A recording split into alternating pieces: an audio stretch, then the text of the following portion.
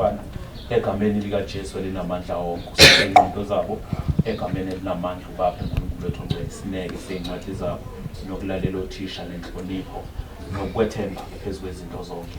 Khazimula uNkulunkulu wethu ongcwele phezu kothisha bethu nabaholi balesikole ubalonde bonke ubagcine sifihle sonke ngegama likaJesu elinamandla wonke. Amen. Kukhona ikhetshari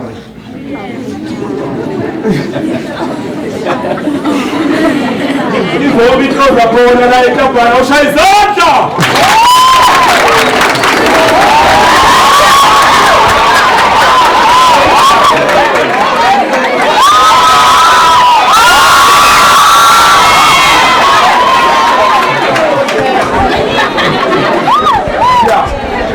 Ngicela ngithi ngizokonfirm. Ngajabula kakhulu mina ngicela nje nibambe leyo nhlonipho enginipha yona. Impela nami ngibuya eBhuqwini. Njengoba namhlanje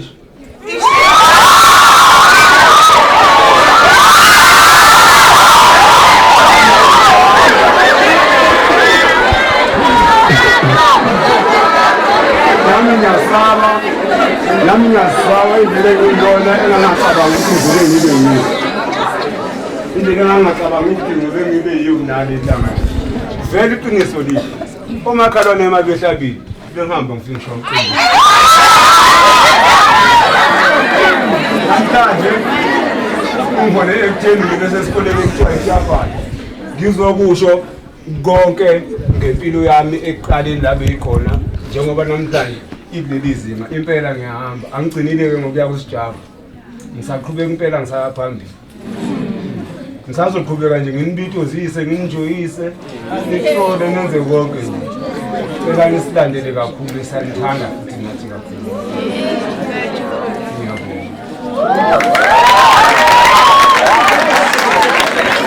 Shaya izandla.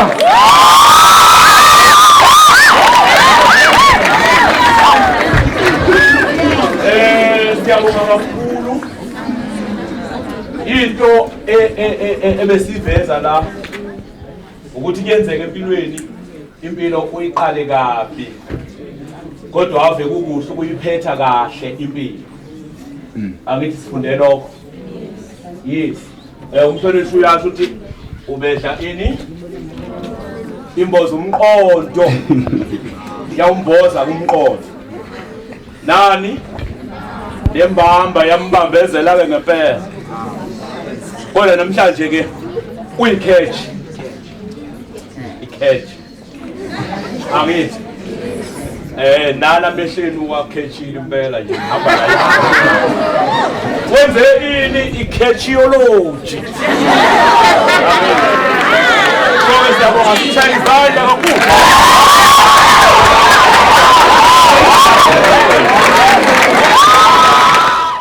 Siyajabula ukuthi njalo ezintweni abazenzayo iTV itabhanile phambili eminyakeni edlule bafikile la basivakashela kade bezositshalela amaflower ngoba ayikho into basitshalela amaflower ngale amanye asekhona amanye adliwa yimbuzi ngale ngemuva ke bake basifakela izivalo angazi angazazi u6 7 zazilapho nje kodwa nje kuningi abakwenzelele esikolo.